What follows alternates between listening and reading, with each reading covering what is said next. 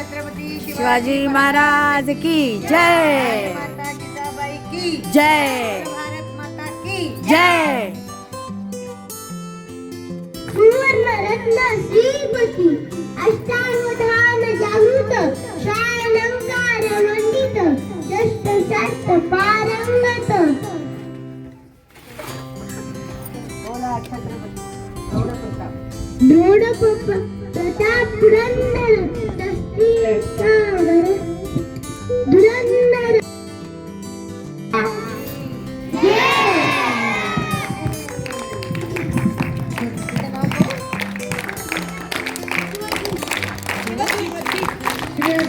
राजे की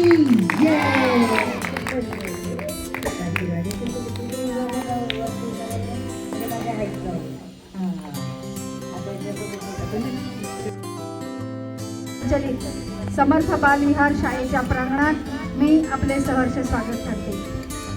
आज आपल्याला एक आगळेवेगळं व्यक्तिमत्व म्हणून लाभलेल्या प्रमुख पाहुण्या माननीय सौ चैताली विजय खट्टी मॅडम आणि माननीय सौ वंदना मॅडम यांनी शाळेच्या मुख्याध्यापिका माननीय विनोद धावनकर मॅडम तसेच शाळेचे सचिव माननीय अजित धावनकर सर यांना मी विनंती करते की त्यांनी जिजाऊ आणि छत्रपती शिवाजी महाराज यांच्या प्रतिमेचे पूजन करावे.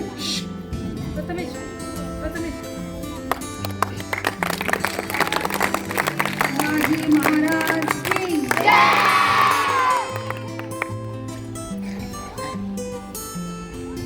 बरी बाई सावली येते तुम्हाला.